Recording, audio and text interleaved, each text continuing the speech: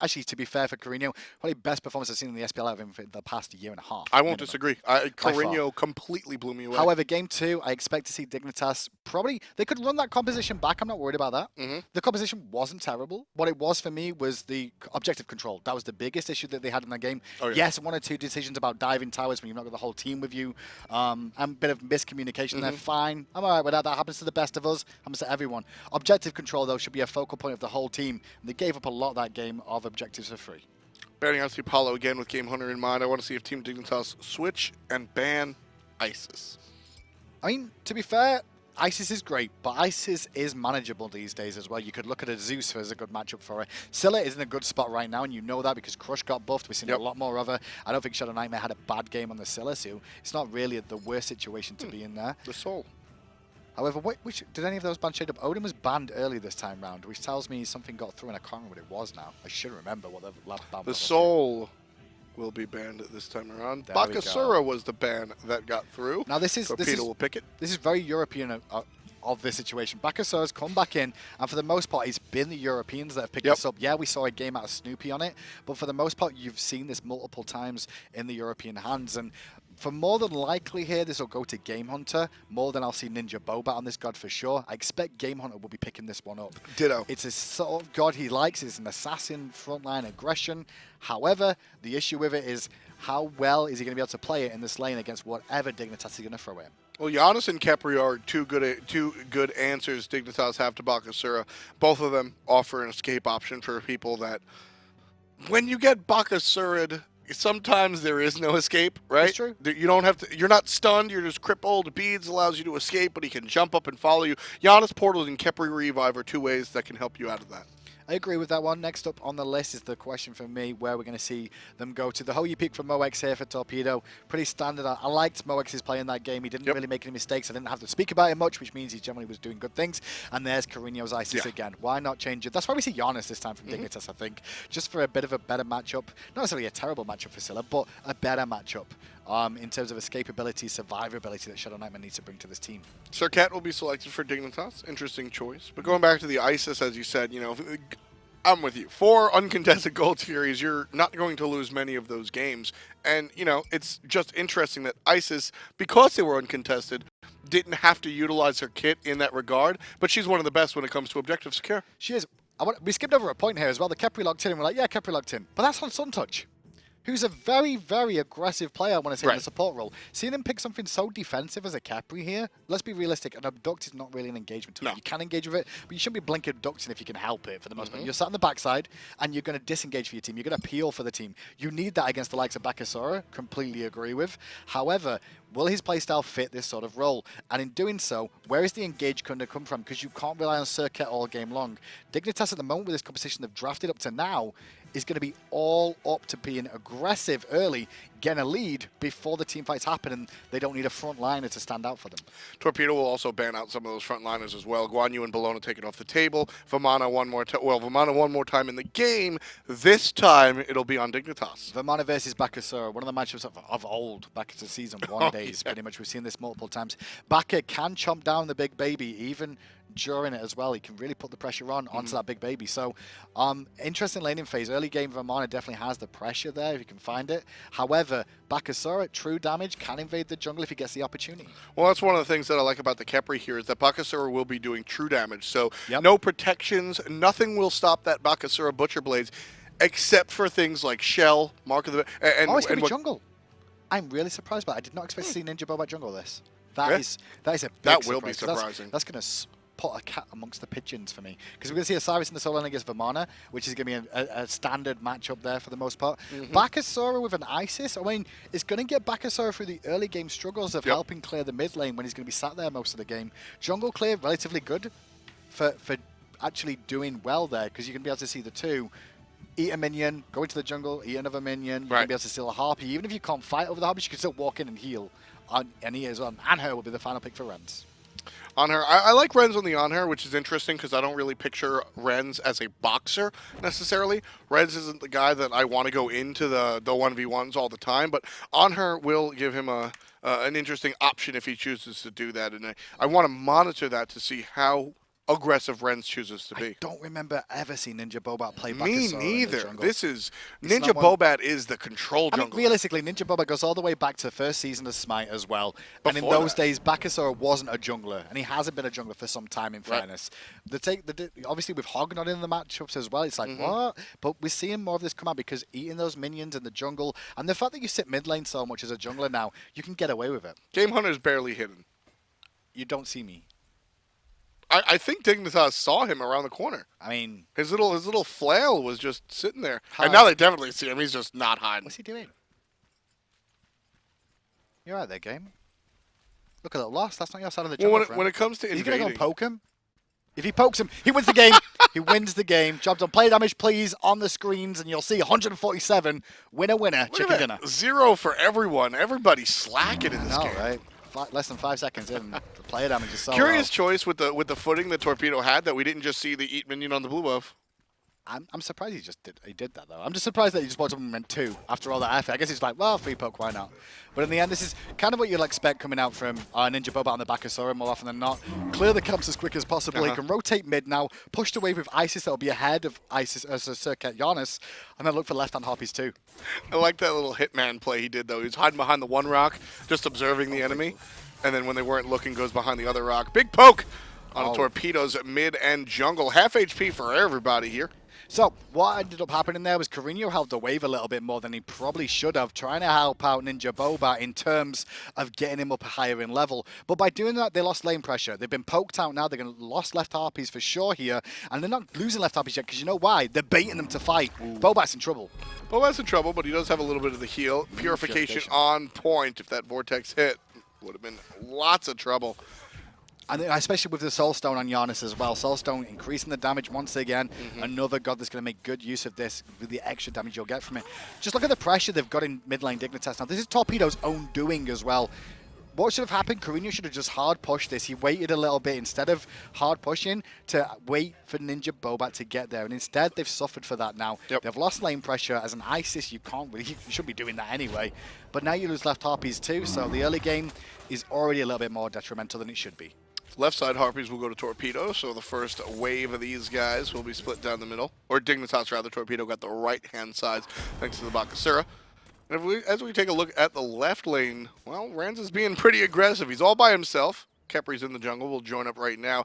And Moag's very poked out. And this is the story of the other way around. This time of the back is on that team in a Ho Yi. The lane pressure definitely in favor of Dignitas here with a Khepri Anhur. The wave clear is insane if you want to use it. Even with throwing dagger versus throwing dagger, if you use one ability, it'll still be more impactful on that wave. As now Dignitas invading the jungle on left-hand side completely here because they're swinging around for the left harpies too. The left balls, I should say. Bakasura and Korinyo are here. Korinyo will return the lane, as will Baka.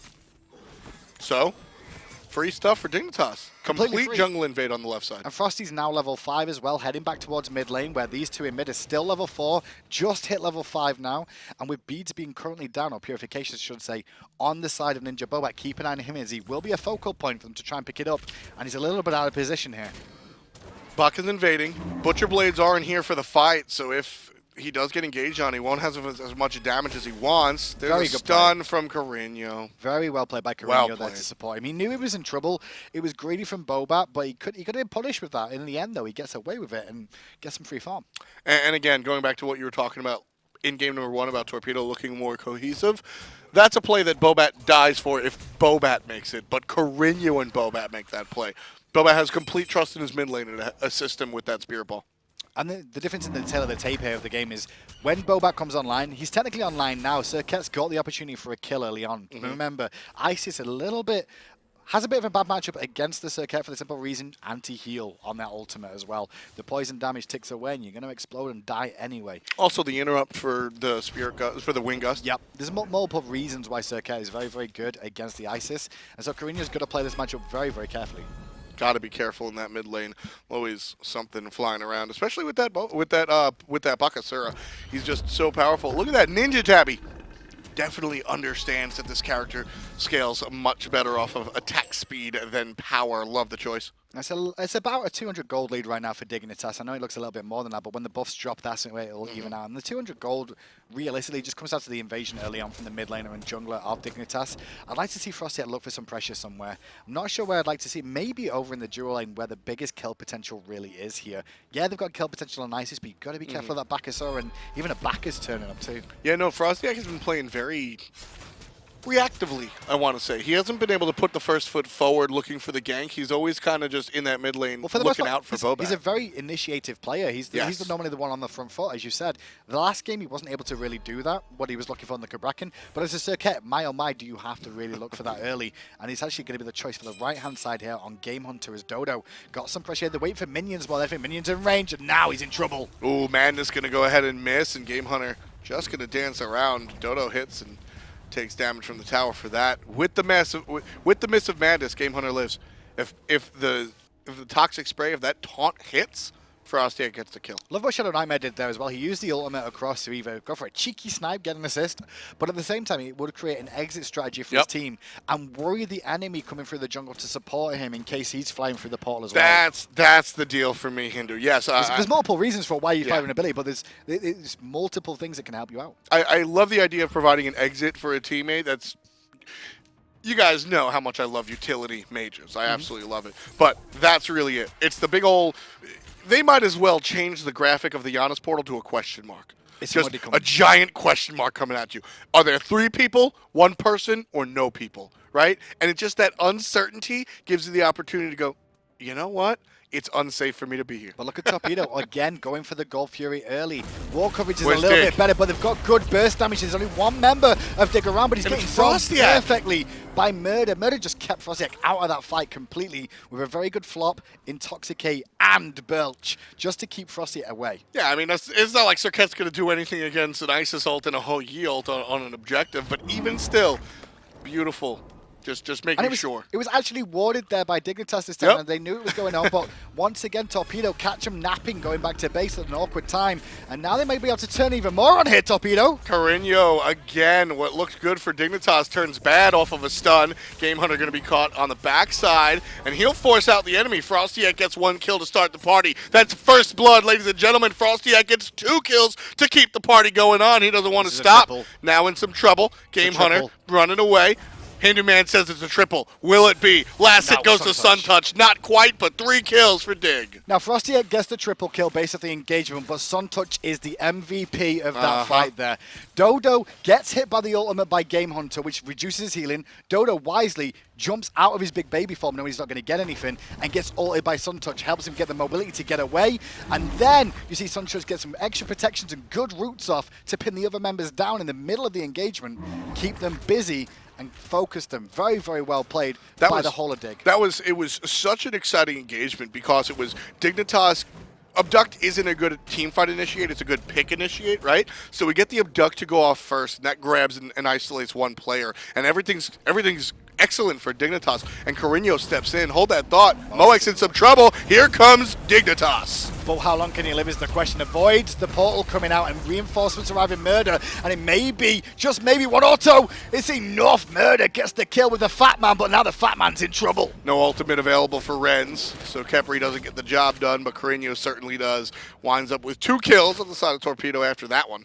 Another crazy play from me. Renz goes aggressive there. Moex, to his credit, played that very well. Yes. Knew that he was going to get landed on immediately by Renz, and it would have knocked him up, which would have set up for the Impale straight away. So what he ends up doing there is immediately pop the Purification, avoid the knock-up, return fire damage. He drops the Suns, not because he thinks he's going to get a kill. It's like, well, I'm going to do some damage before I die anyway. It's a peel. It's a form of peel. I mean, don't sit in the lava. Exactly. And then, best news of them all, Murrdurr turns up to the fight, gets the kill, the rest of the team turn up as well. That kill... Renz died because Moex hit Purification. That's 100% what happened. I think that if Renz was able to find and even with that situation, right, Purification on the Hoyi, if Renz finds a basic or 2 before he launches into Desert Fury, that's a dead Moex. But he doesn't trust, or maybe he overestimated the damage. Either way, misplay or miscalculation, I should say, by iRens winds up not dealing enough damage to Hou-Yi, and with no ultimate on the Khepri, just a death. I mean, you could break down every team fight every single time about the small nuances of mistakes or maybe successful things. For example, ShadowNightmare's port was a little bit off point that time round. He positioned it just behind Moex instead of on Moex, which could have potentially forced him through, which would have kept Rens alive. So many different nuances of that, but for the most part, Torpedo played it well, get themselves 2 kills after the Gold Fury. And if we go to the graphs, we should see that it's relatively even this game once again, but still in Dignitas' favor based off, more than anything, that double kill and this additional kill on top of it. Yeah, the fact that Torpedo have the Gold Fury and Dignitas are still in the lead is a lot more interesting if you're a Dignitas fan. Well, he's also Dodo's doing a good job over in the solo lane here. Gamehunter's already died once this game, not been dead himself. 500 gold up over Gamehunter, and that's against a Gold Fury, as you just said. And obviously, Tier 1 tower going down in the mid lane factors in. It's 100 gold for every member. In all that action, before 10 minutes, still a half a minute before we reach the Fire Giant spawn time, and Dignitas will find themselves in the lead. But right now, Torpedo, they're playing defensively, but if Dignitas step a little bit out of... I think Torpedo are very well aware of where Dignitas is in their right jungle. Well, yeah, they see Dodo now, and Dodo's a little bit awkwardly positioned there, but got to dash away back to the safety of his team. However, now that dash is down, if he sticks around a little bit longer, he's got to be careful. Bakasura is so nonsense. You see the amount of damage he's able to deal? The funny thing is, I'm surprised NinjaBobat, knowing that they had the location in mid of Korinyo and Korinyo and Murrdurr, they could have potentially looked to collapse on Big Baby. Then if he would have thrown out the cripple, the ultimate, regurgitate, it would have stopped him from dashing away. Then you've got Lord of the Afterlife to follow it up for the reduce the healing when he goes in Big Baby form and pick up the kill. Khepri's going to get caught out. Suntouch in some trouble. Everybody launches everything on top of it. The tiniest portal in the world, as ShadowNightmare just offers an idea. An idea of an escape, but it didn't come to fruition. Right inside, once again, Dodo being aggressive against Gamehunter here. Looks like he did deny that blue buff over there. FrostiaK was rotating around to support if required, but he's out of town too now. Yeah, FrostiaK got to get out of there. Rough stuff. Mwah. Beautiful. See that? That's fun. Gives a kiss. That's fun. I like that. I like that play on man. Well, response though, through space and time coming out. They're looking for the steal back. They do find it, but maybe the fight will go in Dig's favor. Bakasura showed up. He's taking a lot of damage though, and with that portal, might find a death that he does. FrostiaK able to take out NinjaBobat before Baka really finds anybody to deal his damage to. TheDarkDodo slowed, but finds a way out. That kill was even funny because even though FrostiaK got the credit for the kill, it was the poison tick damage that got the credit because it was ShadowNightmare's portal that actually set up the enough damage to tick it away in the end. So Dignitas end up getting a kill there from an invade from Dodo that pays off, and then Torpedo tried to respond, stealing the blue themselves, but then pay life. Left lane, meanwhile, Moex just going to find another level. 13, comparatively speaking, to Dignitas' 12 on the Hunter.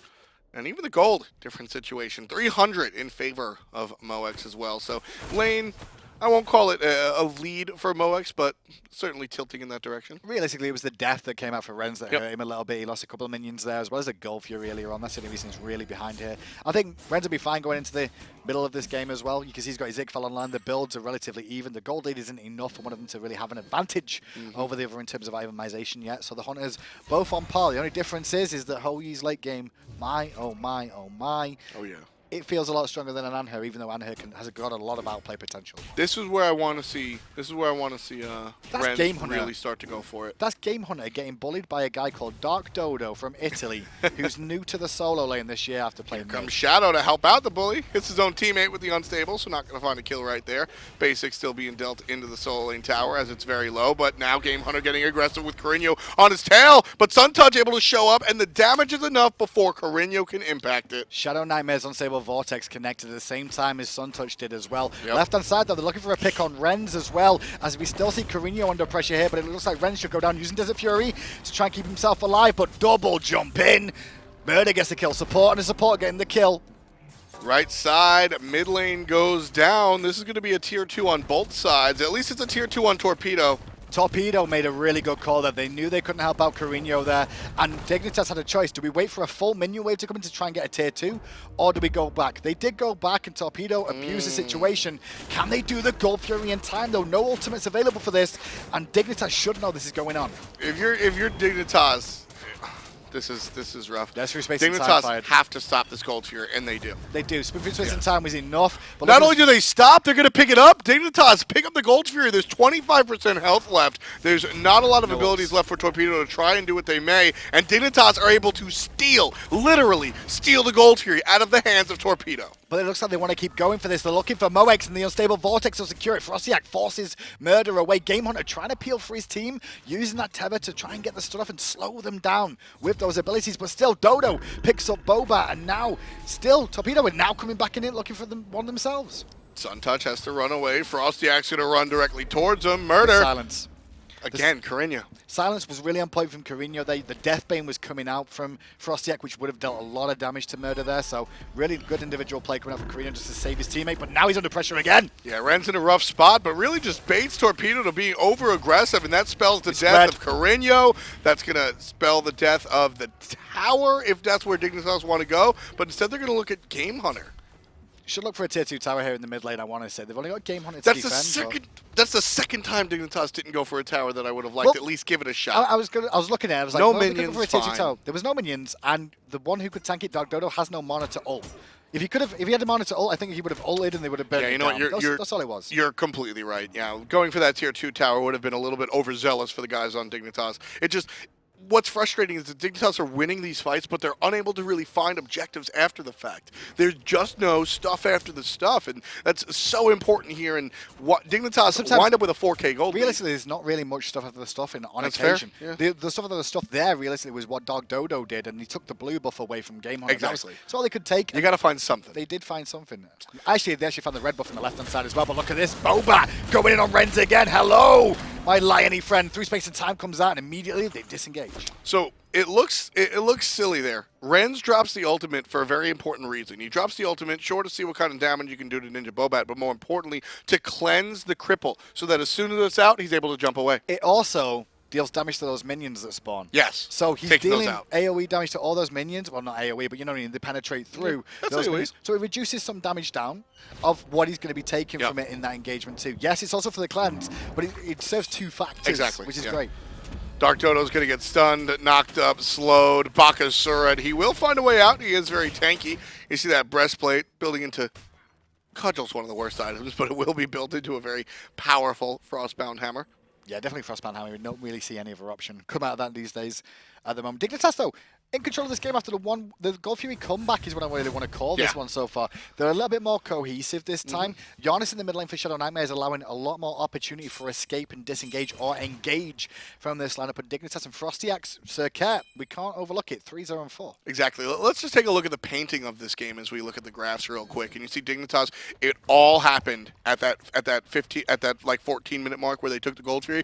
They take the Gold Fury and everything just spirals down for Torpedo. I mean, when you look at Dignitas' lineup here, the only one having a bad game this time round is Rens, to be fair. He's not managing to find much, and whether that's his personal play or the aggression coming out from Torpedo is the other story. Knocked up, stunned, but it was Sanctuaried out. Torpedo smartly don't spend a lot on it, just a ricochet. But Dodo won his lane. FrostiaK pretty much won the jungle, if you can call winning the jungle a thing. ShadowNightmare mid lane pretty much gone even, I want to say, with Korinyo for the most part this game. And support versus support, well, they've both been on even and par too. So it really comes down to solo and jungle as the biggest impact makers. Look in the jungle. FrostiaK just dealing damage to NinjaBobat, but there comes Murrdurr with the Bacchus. What a good play, but ShadowNightmare able to take out NinjaBobat very quickly. Korinyo being zoned out by TheDarkDodo while the rest of the team chases a very tanky Gamehunter. I love what Dodo Dignitas find their kill. They get the red buff as well off that, but I love what Dodo did. He went straight on Korinyo, who is a threat still on this Torpedo lineup. His ISIS last game was great. Let's not let him do that again. This time they've got the big baby on the front line. The big baby's going to run at them. And Suntouch feeling himself a little bit there. Look for the abduct. Was a little bit out of range. Got some good poke off, but it's not enough to find the kill. But Dodo as well didn't over-aggress. He got him to the tower edge, realized the rest of his team were out, and he went, right, I'm leaving early before big baby ends. You know what was strange for me in that fight, Hinduman? Seeing the giant belly flop and not calling it Suntouch. I almost called Murrdurr Suntouch there, because just giant belly flop in an intense team fight that saves the lives of his teammates. I've been watching Suntouch do that for like 4 weeks now. He's been doing a lot of the Bacchus, and to be fair, Bacchus has been around the EU scene for a long time. It's one thing that NA haven't really touched on as much. We've seen a little bit more out of Jeff Henley because he loves. Jeff's always been the Bacchus guy. But he's not played too much in the Pro League. We've seen it more in Europe when you see the likes of Trick Sank. And like Frezzy before him, like Frezzy was doing it a long time ago as well. But now, you know, it's over to Murrdurr and Suntouch, who we're seeing more and more of. Yeah, I mean, you know, it makes sense if you look at the long storied history of what Murrdurr, or you might know him better as Kanye Life on Titan last year. He's always been that. He's always been the Ares. I mean, Cloud9 might have lost worlds if they didn't ban out that Ares. So. But look at this. Turnaround is fair play. Dignitas last game had no Gold Fury control. This time, they're the ones in control of the Gold Fury. Torpedo recognize it, but it's not going to be here in time. Dignitas secure that one more time, so they're going to find themselves a 5K up now.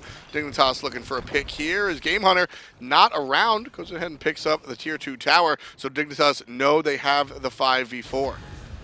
Root does land, forcing elbow through space and time. Hits Korinyo in trouble. Sanctuary uses Sable Vortex, misses. Desert Fury comes out, gets the kill for FrostiaK. Still on the front line though. Is Murrdurr getting beat down? Doesn't have flop available, trying to survive. Dodo, who's beating down the fat man as hard as he can, but the baby won't get the kill just yet. He will get away perfectly from Suntouch. Tell you what, I said Suntouch isn't known as a defensive player, but my oh my, is he coming up big right now. Suntouch surprising you every week. Turnaround from iRens with the hot 180 impale. Excellent placement, pillar just to dissuade it. Want to give excellent shout-outs to TheDarkDodo. Not only does he go onto the tower and look for the kill, right? It's a bad situation, maybe not the greatest of choices, but when he gets the Khepri ult, he doesn't try to find a way out. He knows that he's been tanking the tower long enough that the next couple of hits will kill him fast enough for that Khepri ult to go ahead and save his life. And Khepri's all the way in Indiana. So when he actually finally dies, you just see that ball go, I'm nowhere near you, and he's out of the picture. I don't know where Indiana is, but okay. That was the only thing I was confused about. The whole point makes sense until Indiana. It's far away from here. Is it? It's where Trentkill lives. Shout out to Trentkill. It's not as far away as England, though, is it? As England? Yeah. No, it's not. No, it's not as far as England. Okay. There's an entire ocean in between us and England. There is. Yes. There is. That's why we say across the pond.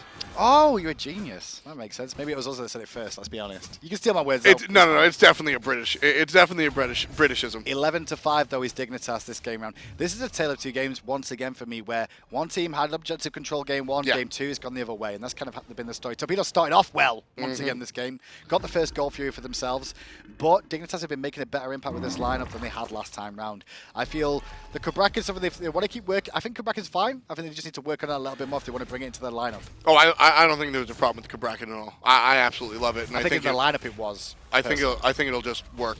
So he's made some time that should have hit. I believe he got hit by that one. FrostiaK still looking for the pick on Gamehunter. He's used his ultimate as well. Dead. Anti-heal there. He's going to fall down. Torpedo. Disengager. Attempt to. Suntouch is having none of that. He's pulling Korinyo out. Still going aggressive. ShadowNightmare misses the pull. But the team then comes in, gets the kill. And a great ult from Suntouch again. How fast was that? The second he saw the Isis ult go down, FrostiaK hits it, and the instant pop from Korinyo. Not quick enough. The life is saved by Suntouch.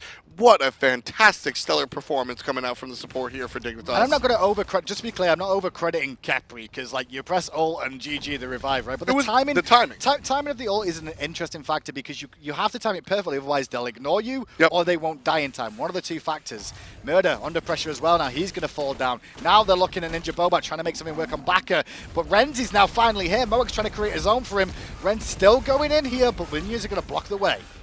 Not able to find the kill on Bobat just yet. But with minions coming into town, Dignitas should be able to pick up this tower, no problem. iRens will do the majority of the work, and down it goes. Another 1,500 onto the coffers of Team Dignitas. They find themselves sitting pretty 8,000, or rather 7,000 gold up. So surprised how little the Hunters have been involved in this game. For 22 minutes in and seeing them being bottom of the damage charts, it's really surprising. Not a surprise to me. It is to me. iRens isn't that hunter, and Moek historically has been, but in Season 3, not the guy. Listen, these two guys have got a lot of skill, or at least they were known for having a lot of skill. Sure. Moek's a very aggressive player. He's toned that down this season, but to be below your supports at this stage of the game is quite a surprise. To be below the Khepri is a surprise.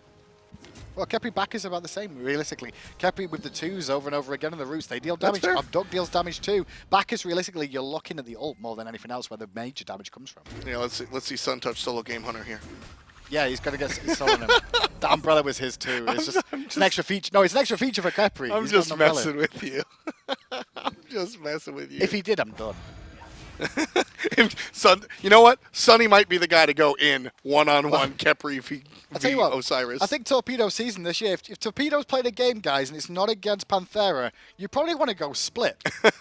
Because that's Leftovers they've split with, that's Hungry for More they've split with, that's Fnatic they've split with, and now it's looking like he's going to be a split against Dignitas as well. You're assuming Dig wins this one. I mean, 8K out is not a death sentence. It's not a death sentence, but you've got to start facing facts at some point. Look at the team fights and how they're going all of a sudden. When Gamehunter has a strategy, right? When he's behind, he'll go split push to victory. That's Gamehunter through and through. Yeah. If the game's in a negative sense, he goes to split push. When he's playing someone like Osiris, it means you're a 4v5 for the most part, because no one's going to come and deal with it. And now, look, it's 4v5. Dig's just going to force it. Moex instantaneously forced into the Sank, but not going to be able to get rid of the Serqet damage. ShadowNightmare gets credit for that off of a basic. Ren's by himself, going to Sank out the majority of the damage coming out from NinjaBobat, but just gives it right into the face, and then saved again by Sunny. Suntouch told him to stay in then, and he did so. But Gamehunter does turn up to pick up Ren, who just revived now. Gamehunter trying to put a beat down on these guys, but his ultimate's already been used. Spirit Ball comes out for Korinyo. Guys, Stank coming out from ShadowNightmare to stay alive there. And they're still looking to pick up Gamehunter, and he will fall eventually. He's just a tanky target. Last hit's going to go. Oh, will they give it to Suntouch? Not quite. Big Baby comes out. ShadowNightmare will have to provide the last hit. And Suntouch takes out Korinyo. Look at that. The support for Team Dignitas winds up with 3 kills. And the best thing about that is I was just saying that I expected to go Dignitas because of Gamehunter's playstyle. He goes for this split push option a lot. It's a very ranked mentality, to be honest. When you fall behind and you think the game's done, you'll split push, try and catch up on farm, try and get some levels, but that just leaves the map open for the enemy team to try and exploit, even on yourself because you're overextended, or on your team because it's a 4v5. Free Fire Giant going the way of Team Dignitas. 7-19, Dignitas on the high end of those kills. And with the extra objective, they find themselves just shy of the 5 digits, 9,500 or so. Game 1. Remember me saying, I said at the start of this, I expected Dignitas to win in 27 minutes both games, right? This could be 27 minutes for Dignitas, so I got one of them right at least. Yeah, no, this is the game I expected to see twice in a row. I expected to see Dignitas come out clearly running the game, but a couple of members of Torpedo show up. I mean, they must play Bacchus. NinjaBobat must play Bakasura for a reason. They should. I know they've drafted it because he can play it, okay? But I feel like they may have drafted it just because they were scared of Dignitas doing it, and they didn't want to. They didn't want to have to deal with it themselves. Sure. So they drafted it and gave it over to somebody who wanted it. And I think Gamehunter and NinjaBobat were like, do you want it? Nah. You want it? Nah. I don't want it. I mean, honestly, like 1, 4, and 5, could we have seen more out of Bobat? Of course. But my main thing is Gold's Fury pushes Team Dignitas over that 5-digit hump into the 10,000 category, is that when I see a Bakasura pick, I want to see Invade. I want to see you in the enemy jungle as much as you're in your own jungle. Fine. Invade the Serqet and a Vamana, though. I mean, early game, yeah, fine. You can try and steal it away. But then once that's over with, the early game's over with, a Serqet will kill you. Sure, but you do it in the early game. We just didn't see it. I guess. We just didn't see it. I mean, especially with an Osiris on your side, too. Yeah, they should have looked to bully the early game. With Osiris, Bakasura, it's all about invasion early on. I said that with the Bacca pick as well. And if Baka's going to buy a Blink, I need to see a lot more stats in that first and last slash line. Well, I need to see more kills and more assists. The funny thing is Bacca plays out very similar to a Kali in terms of how he's going to engage. He wants to keep his jump up so he can... There's a ward there. He knows. Okay, they're going to be a bit quick buzz. But the blink is there a lot like a Kali as well. Kali blinks, initiates, and that's exactly the same thing, and keeps the jump available for disengaging overall. That's generally what he's looking for with the blink. It makes sense. Has he had a good game in it? No, not particularly. He's had a mediocre game, right? Let's go back. 1, 4, and 5. Right back to the beginning of the game. We talked about invades, right? We didn't see an invade come out. They took right harpies, which was good. However, we did see Isis Korinyo kind of held the wave in mid lane a little bit too long, and then ended up getting punished for it when Bacca turned up. Instead of just full clearing it, they tried to share the wave a little bit more, and then it hurt themselves in the mid lane early, which allowed Serqet and Janus the opportunity to not have to worry about invasions. I mean, yeah, you're right. There have been some couple of ripple flags off of that play. I'll give that to you. And I'm not sure whether like he didn't clear the wave in full. He was a little bit late getting there or not. I'm not going to discredit it, blame it all on Korinyo. It was like just the fact that the wave was still up. There were still more minions on the board for an Isis. The Isis and Janus had the same amount of minions. That should not be the case by that point. Not at all. But Dignitas now have quite a bit more minions than Torpedo. In fact, they will be piling into the Phoenix. Doesn't seem like much of a defensive set coming out from the blue team here. Just a couple of bodies in the wrong spots as Ren's able to deal a lot of damage to the Phoenix. And here comes the defense, but Shell already popped. That's going to mitigate a lot of the damage coming out from the Bakasura. So will Khepri. And NinjaBobat not able to do much. DarkDodo stuck enemy territory. Look at Suntouch. His position was on point, trying to keep his teammates alive. It was a little bit early on the ult, though. On the backside, though, FrostiaK does go down, but takes Korinyo with him, which is a very, very big target. Talk about another big target. ShadowNightmare under pressure there, but a good impale comes out from Rens to help him out. Suntouch gets the kill once again. All right, fine. I get it. Khepri has damage. I'm sorry. I'm sorry. Suntouch 4, 1, and 13. Hey, good news for the Hunters, though. They finally went above the supports after like 25 minutes of the game. But now we see some aggression. Once again, Suntouch gets a very good abduct off. Gamehunter on the back, trying to focus Rens. No ultimate available for Rens this time. Needs to watch himself. Going to get stunned, going to get evaporated by the boys of Torpedo. Huge play from Gamehunter. Stunning out 3 and getting a kill for it. But ShadowNightmare able to come on off the assist to the mid laner in the solo for a hot kill onto the incredibly difficult to kill Osiris. 3, 5, and 0 for Mr. Gamehunter. This is the left Phoenix, and it will fall. ShadowNightmare, you can see, just focused on the target. No, Dodo's not dead, because once again the ult comes up from Suntouch, but he's very low. When that ends, he should be dead. Oh, the portal from Shadow. Beautiful. Phoenix took a while to kill there. Oh. It took a while to kill, because it's 2 tanks and a ShadowNightmare Janus, It was right? a Khepri and a Janus just going to town on this Phoenix.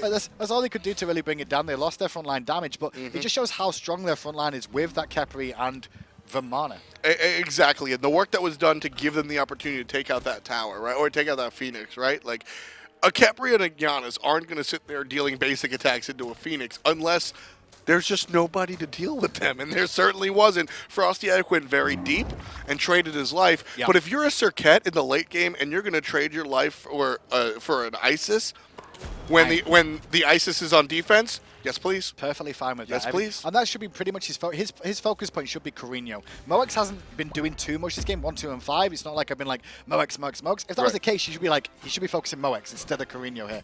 But it's Korinyo that's been a threat. He was a threat in game 1, and they've punished him this game. They're like, all right, fine. You had a great game, Korinyo. Good job. Go 1 and 7, please. My biggest thing for Korinyo is the stuff that'll never reach the scoreboard as Gamehunter gets turned on, and I mean he's gonna ult just to, you know, nowhere to go. Gamehunter finds his 6th death.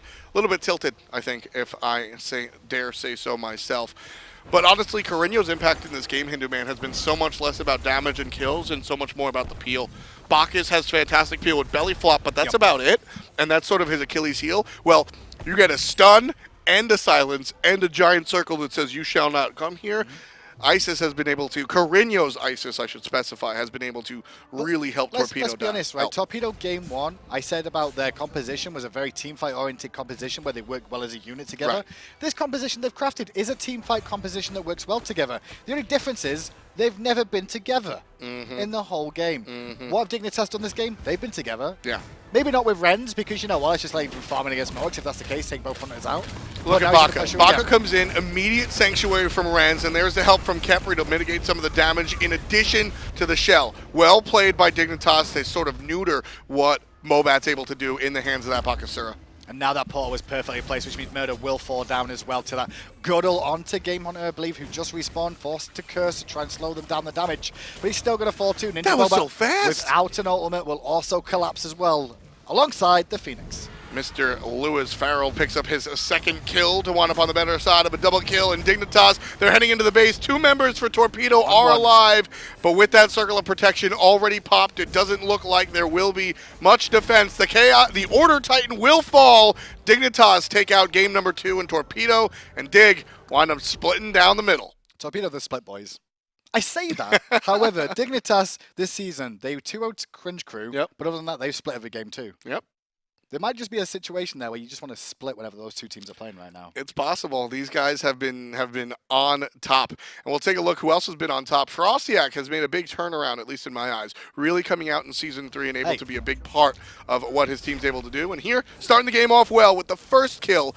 the first of what would wind up as 6. Let's be honest, first blood, one-way round. Sorry, first blood last game, and now he gets first blood this game. Well, it wasn't just first, was it? He got the double out of that. Oh, It was almost a triple. Yeah. But he did manage to get chased down. You see him continuing the chase to pick up Gamehunter. Oh, yeah, as well Suntouch gets this kill, right? And this got to dig off to a good start. Yeah, it's good old Sonny picking up the beginning third triple kill. That's the funny thing. I think that was the best time I've seen Torpedo grouped up in the whole game as a team was these 2 fights where FrostiaK ends up coming out on the top. And that's the mobility of a Serqet, which is still there, alongside the additional mobility given by a Janus. That's the key there that I was going to bring up. I mean, I love how Serqet weaves in and out of these fights. That's what she's supposed to do. You get the blink, you blink in, which means both of your options, both Deathbane and Ambush, are available for exits if that's your strategy. And the addition of Janus, or specifically Shadow's Janus, you never really have to worry about, because Shadow's always just sitting there saying, hey, I got a door for the back of you. And the fact that Matt Ray's watch his position for the most part. He throws out the ult, sees the fight, will come through, but then backs away again. Just sits to the back again. Sanctuaries, even defensively, just for the like, oh, am I going to get bursted because I was a little bit too far forward? Like, whoops. I know they're going to do a lot of damage. Still sits in a decent position, looks for the portal off the flip. And you can see that after the flop, picks it up. He portaled where Bacchus was landing on the belly flop, and belly flop is not it's not a whole Yi jump. It is a quick, now it's not as quick as when it first came out, but it is a quick moving projectile movement ability, and ShadowNightmare in the instant of time able to just put it underneath. Well, right now, I mean, it's 6 and 4 for Dignitas, and across the way it's 4 and 6 for the boys of Torpedo. But next up, we have Cringe Crew versus Leftovers as well. Later on today, Panthera versus Fnatic. Now, for Cringe Crew versus Leftovers, I think this is a situation much like the one we just watched between Dignitas and Torpedo, where these teams have a lot to offer both to each other and against each other. I think they're very similarly matched, and we might wind up head-to-head. Coming off of it, before we get into that one, what are your feelings on that game? On this last game just gone? Yes. Realistically, well, I keep saying realistically a lot today. I don't know why. But Torpedo played a lot stronger. They're playing like a team, but when they play as a team, they're strong. Their objective control, very, very good. Dignitas' weak point is objective control. Showed in game 1, they got punished for it heavily. If they can fix that going forward, Dignitas looking stronger. If Torpedo can keep team fighting and work as a unit, they're going far too. Yeah, I mean, Torpedo definitely have a long way up. Dignitas looking like more and more like a top-end team every time we get a chance to see them win. Leftovers up next. Stay tuned here on hi-rez TV.